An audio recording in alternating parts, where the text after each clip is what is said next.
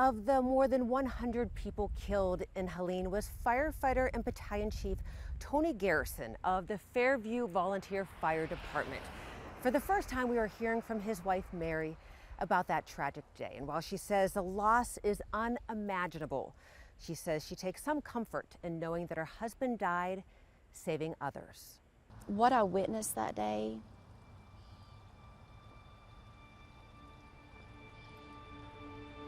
I hope I don't live to see it ever again. But I do know that that fear is there. The fear still there. A year later for Mary Garrison, the widow of the Fairview Battalion Fire Chief Tony Garrison. He lost his life while trying to save others during Hurricane Helene. He grabbed his coat and he does what he does. He was gone. Gone out the front door after seeing a landslide in front of their home. I had no clue that that would be the last time that I saw him, because it didn't occur to me. It's like, I've been his wife for 28 years.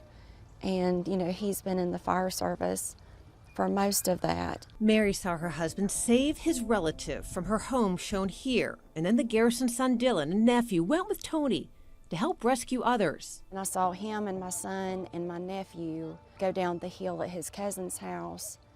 And that was the last time we saw them. Another massive landslide wiped out more homes in what's known in their community as Craigtown and Fairview, killing 11 people from one big extended family. We were told that my husband and my son and my nephew had all passed. I hit my knees because I couldn't believe.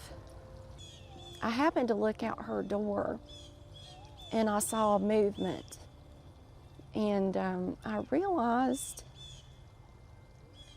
that somebody had somebody on their back and they had a red coat on. And I remember thinking that my son had a red coat on. I couldn't get out the words, "Is he dead?" And they're like, he's alive. But we've got to get him out of this cold, because he had been caught up in the landslide. Covered in mud, but alive. I wrapped myself around him. And I remember just thinking, please don't die. While Mary stayed with her son, her mind still thinking about her husband, Tony. I was very much torn, because that's your husband. But you've been told multiple times that he didn't make it. So if I felt like I could have gone to him, I would have. Tony and his nephew Brandon both died in the landslide. Dylan survived, and while pretty banged up, no major injuries. Since Helene, Mary says Dylan has been able to share what those last moments were like with his dad. He said, we heard a noise, and we looked up. He said his dad said, run.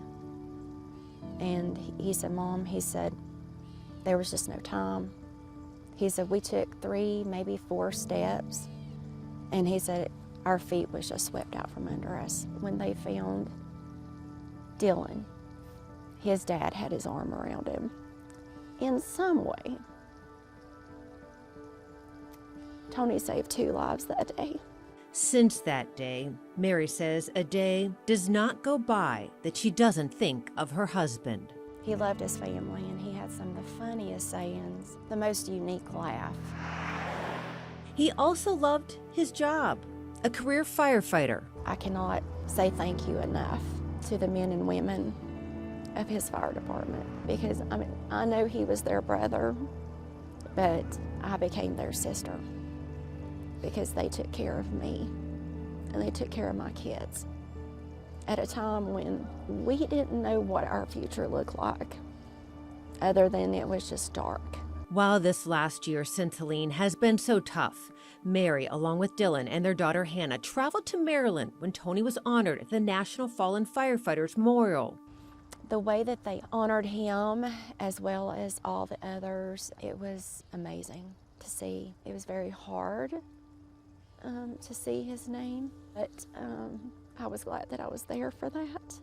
Tony also honored at the North Carolina Fallen Firefighters Memorial Service. We've been treated like family everywhere we've gone. As for Dylan, who was with his dad the day he lost his life, he's now following in his father's footsteps, graduating from the Fire Academy. Right now, I just take it day by day, For Mary, hour by hour, minute by minute. she did get this tattoo so she could always have a piece of Tony with her, as it's his thumbprint in the shape of a heart. That tattoo, a way to always feel that her husband is close to her. I'm Diane Wilson, ABC 11 Eyewitness News.